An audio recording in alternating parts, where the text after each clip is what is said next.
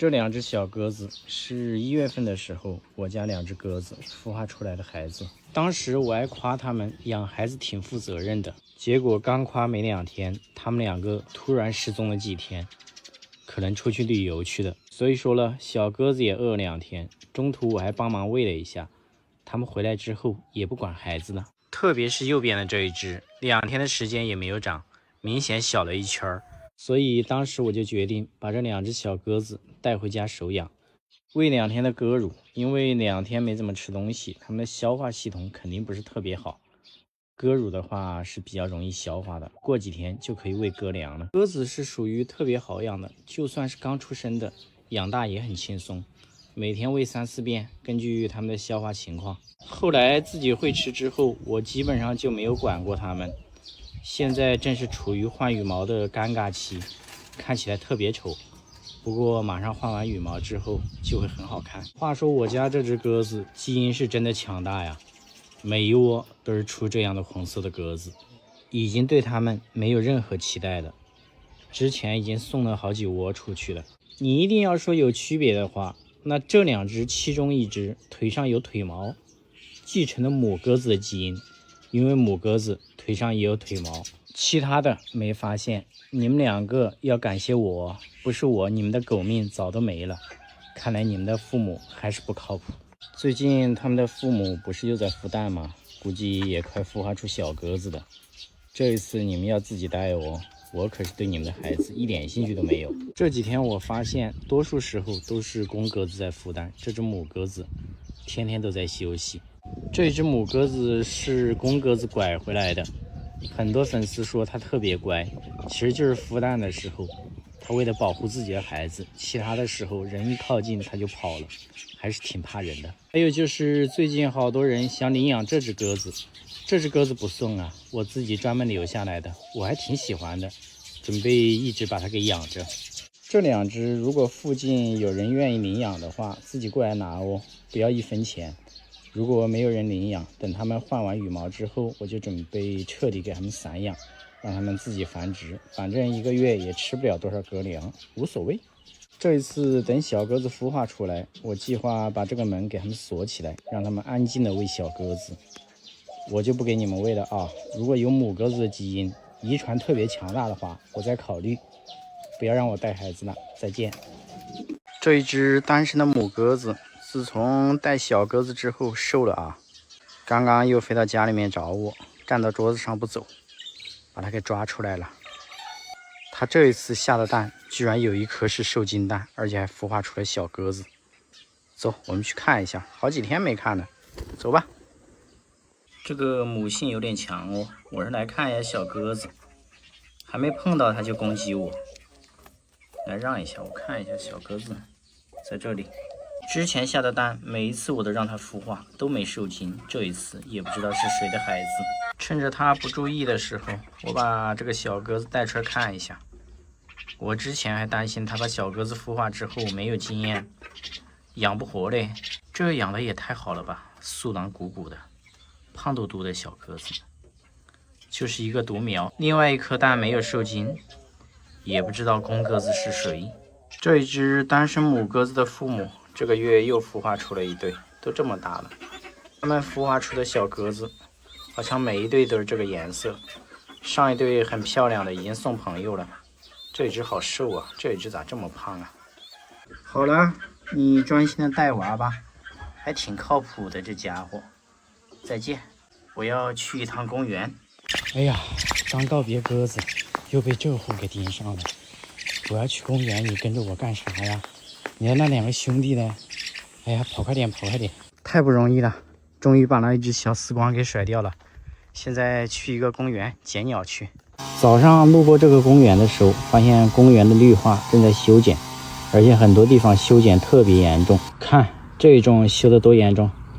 我一来就发现了好几个鸟窝丢在这里，不过都是空的，没有发现小鸟。这个季节鸟类在大量繁殖，特别这种绿化带上面的灌木，小鸟特别容易筑巢，所以说每次碰到这种情况，我都要过来找一下。已经发现了4、5个鸟窝了，丢在这里，但是一只小鸟和鸟蛋都没有发现。这里又有一个，都丢在这里，都没有小鸟，也是一个特别好的现象。希望它们都已经飞走了。看修得多严重，我们再到处转一下，看一下能不能捡到被丢弃的小鸟。一般的，只要是我遇到哪里在修剪茶树，或者是砍树啊、修剪绿化带呀，只要我有时间，我都会过来找一下，看一下能不能遇到鸟窝被破坏的小鸟。但是今年说实话，我一次都没碰到过。这里面我刚刚也找了一下，啥都没有。等一会儿这些树枝都会被他们给拉走。好了，没有发现，说明也是一个好消息，是吧？明天早上有时间，我们再过来找一下，因为还有很多地方都没有修剪，修剪之后我们再过来。正准备走的时候，听到了有小蓝雀的叫声，一看好大一群呐，就剩一只小的了。走，回家回家。上一次我家的这一只单身母鸽子下2颗蛋，很多养鸽子的都觉得不可思议，都说一只母鸽子是不可能下蛋的。没有想到它最近更加疯狂了。自从上一次它下蛋之后，我就给它放了一个比较有个性的窝，它就深深地爱上了下蛋和孵化。你们能猜一下它肚子下面有多少颗鸽子蛋吗？这个我们先不说，就它孵化的这一种精神，我们还是挺佩服的。即使我把窝给拿走了，它在我手上还在孵化，就是这么执着。我也不能去碰它的蛋，只要去碰，它就不停地攻击我。我把它的窝拿到别的地方去，它也不会跑，反正它就专心孵化。我从来没有见过这么离谱的鸽子，蛋太多了，它孵不过来。小兄弟，这个环境都变了，你还在孵化吗？这么专注吗？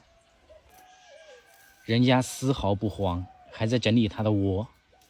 放在这里，我带大家看一下，到底它肚子下面有多少颗蛋。其实你可以出去玩一会儿，这个蛋是根本孵化不出来的。看一下，最近1个月的时间不到，它下了6颗蛋。它每次下2颗蛋就开始孵化，孵化5、6天的样子。我就用灯光照了一下，没有受精，然后就给它放到旁边，它又下2枚。所以说了，最近一下就下6颗蛋，我就给它放到一起。没想到它还挺认真的，天天在搞孵化。早知道我就全部把这些蛋给煮着吃的。顺便让大家看一下鸽子蛋和科尔鸭的鸭蛋大小的区别。这好几天没捡蛋了，豆芽又下3颗蛋。这个鸽子蛋还是要小很多。你们说一下，如果让这只鸽子孵化科尔鸭鸭蛋是什么感觉？反正闲着也是闲着，不如当一个免费的孵化器，还不用充电，这多好啊！我刚把鸭蛋给放进去，母鸽子就进去开始孵化了，这真的很靠谱哦。这个没有受精的鸽子蛋我就拿走了，别咬我啊。然后你就开始享受你的孵化过程吧，反正鸽子蛋也孵化不出来，就让它试试吧。也不知道到时候孵化出一只科尔鸭，它准备怎么带，这也是一个问题啊。我也特别期待。好了，你就开始吧。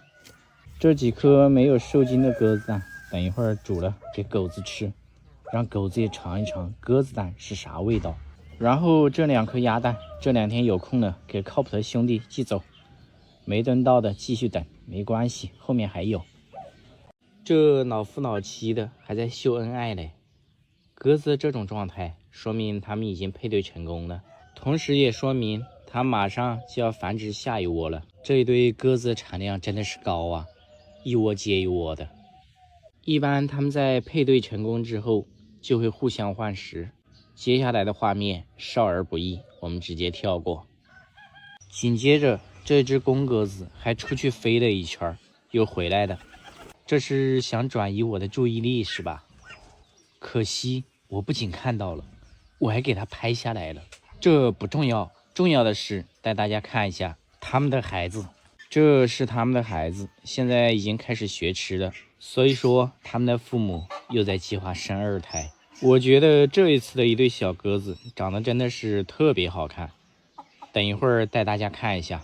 这就是他们的爸爸，感觉不像亲生的。如果说要找他们的相似度，只能说小鸽子的颜色和公鸽子翅膀上的羽毛有那么一点点相似，其他的我实在是看不出来。不过它每一窝孵化出来的小鸽子长得都差不多，这一窝颜色更深，基因异常的稳定。这是母鸽子，反正小鸽子又不像公的，又不像母的。右边的这一只小鸽子，我觉得这个花色还挺好看的，给大家看一下它正面，是不是挺好看的吧？这一只是不是也还可以啊？家里的鸽子养的太多了，不然的话我都想把它们留下来了。不过这两只前段时间都答应送人了。反正这一对是我觉得它们繁殖以来最漂亮的两只。它们现在也在开始学吃，加上它们的父母又准备繁殖下一代，都没怎么管过它们呢，跑到鸭窝这里来了。抓起来放到笼子里面，等他们的父母等一会儿回来给他们喂一下。这个阶段靠他们自己吃还吃不饱。公鸽子已经回来了，正在给小鸽子喂吃的。我来偷看一下。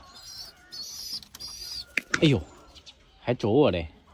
好，再见了。咬狗子去。你也不咬啊。兄弟们，如果你们遇到这种鸽子，你们说是煲汤嘞，还是清蒸嘞，还是红烧嘞？这几天疯狂的咬我。考虑到最近天气实在是太热了，它们一直在繁殖，我担心会热死，所以说就把母鸽子给关起来了，把它给放着。结果自从把母鸽子给关起来之后，它就盯上我了。现在只要是看到我就疯狂的追我，不是咬我的脚就是咬我的手。这个情况是一天比一天严重啊，也不担心我会把它给煲汤了。所以说咯，这鸽子还是懂我的，它知道我就喜欢它这种个性。如果换个主人，它天天这样咬的话，可能它的小命儿早都没了。它脸皮特别厚，不管你怎么整它，你把它丢了之后，它继续咬你。这被狗子给吓飞了。我上楼顶一招手，它又追过来了。它的这种情况，你手不动还好，手一动，它变得异常的激动。还好我的这双手常年被各种动物咬，所以说皮已经很厚了。小小的鸽子还不能拿我怎么样，没感觉。而且咬着咬着，我还觉得挺舒服的。所以说这种鸽子，我会把它给煲汤嘛，肯定会一直养着。这一只母鸽子自从被它拐回来之后，也不跑了，都不知道繁殖了多少只小鸽子了。只要是给它们放在一起，它们基本上1个月繁殖一窝。所以说母鸽子也挺辛苦的。现在还是把它们分开吧，这几个月都不打算让它们繁殖了，就让这一只公鸽子咬我吧，我不怕。我就一对魔术鸽，一对鸽子，你们看一下繁殖多少。这一只小魔术鸽也下蛋了，这是他们的父母，他们的父母最近也下蛋了，然后正好他们也下蛋了，所以放在一起让他们父母帮忙孵化一下。因为那2只小的蛋下在地上，这里还有一只小鸽子，一只小魔术鸽，还有2只小魔术鸽飞出去玩了，所以说啊，这个数量越来越多了。这几个月就让这一只该死的鸽子咬我吧，反正我也不怕。前段时间我把我家果冻给接回来了，因为它太瘦了，结果就把我家的魔术鸽给咬死了一只，我还暴揍了它一顿。从那以后再也没有咬过任何一只小鸟了。但是这2天我发现总是喜欢偷吃狗粮的老鼠被它给咬死好几只，我已经发现了大概有3只了。这货终于是干了一点人事儿了。这也说明你打它也没什么用，它还是会咬其他的小动物。哎，没办法呀，所以说魔术鸽都被我关起来了，目前也没有合适的地方拴，所以说还在想办法。剩下的几只魔术鸽都关在这里，然后你们看一下这一只单身的母鸽子，离谱不离谱？这里给它放饲料的，结果它在这里做窝，还下蛋呢。评论区很多人说一只单身的鸽子根本就不会下蛋，但是这一只母鸽子它的确是单身，而且每个月要下很多次蛋，基本上都被我煮着吃了。它已经很久没有咬我了，这个下蛋之后又开始了，可能是怕我偷它蛋哦。这一次不偷了啊，让它自己孵化。之前还孵化过一只红色的鸽子，不知道这一会儿跑哪儿去了。这咬我是上瘾了是吧？用我的话说，这是血脉觉醒了。我不跟你一般计较，我还挺喜欢的。离它远一点，让它专心孵蛋。明天如果还没有血丝，说明没有受精，到时候继续把鸽子蛋煮着吃喽。我家魔术鸽繁殖出来的小鸟都这么大了，这一次就一只。这玩意儿有个特点，不是手养的，它也能上手，挺亲人的，而且不用培养感情，特别温顺。等最近找到合适地方拴狗子之后，继续把这些魔术鸽都放出来，关着它们也难受啊。然后你这家伙，这一次给你记大功一件，抓了3只老鼠。我一直想消灭它们，都抓不到。看这个毛色丑的，之前身上有虫，然后估计我养2个月，它就会变得很漂亮了。上一次我的魔术鸽被它咬死之后，好多人为它鸣不平，说我没看到，不一定是它咬的。说实话，我这狗子养了好几年，它是什么德行我太清楚了。它的战绩我就不说了，还有人说是因为把它拴着它才变成这样的。你们想一下，为什么要把它拴着？哎，不说了，就这样。在家里面睡午觉，听到有什么动物掉到池塘里面去了，跑过来一看是这个鸽子。看它这个状态，我就知道它肯定不是下去洗澡，是真的掉到池塘里面去的，状态和平时完全不一样。下来把它给抓上去吧，别等一会儿淹死的。下来的时候拖鞋都跑掉了一只，在这里嘞。理论上不应该呀，这货天天在池塘里面洗澡，今天居然飞不上去，生病了吗？看一下，看着也不像啊。哎呀，还要我亲自来救你啊！晒了一会儿太阳，好像也没啥事儿了。刚的确是在池塘里起不来呀，平时都是直接飞起来的。这只单身母鸽子是我家繁殖鸽子以来唯一留下的一只，时间最久的，到现在都没有送人。以前还挺亲人的，我走到哪里它跟到哪里。后来它开始繁殖之后，就跟我不亲了，而且还成功繁殖出了小鸽子。重点是它特别喜欢在这种垃圾堆里面繁殖，下了很多蛋呢，都被我煮了。所以说啊，养一对鸽子你都不知道能繁殖吃多少，它们的父母又开始繁殖了。前几天我不是说把母鸽子给关起来了吗？昨天上食物的时候忘了关笼门了，跑了。结果今天他们就开始在仓库里面叼材料做窝，因为笼子里面的窝已经被我给扯掉了。这里有一个盒子，现在草已经有这么多了。繁殖着干啥呀？吃又舍不得吃，真是难搞哦。母鸽子已经躺到窝里面去了，可能明天就要开始下蛋了。就让它们继续繁殖吧，实在是没办法。其实我最喜欢的是这一只公鸽子，它和那一只单身母鸽子一样，从小就喜欢跟踪我，但是可能因为它是公的，到现在对我的感情都不变。那一只母鸽子现在已经和我不亲了。好了，你们继续去繁殖，再见了。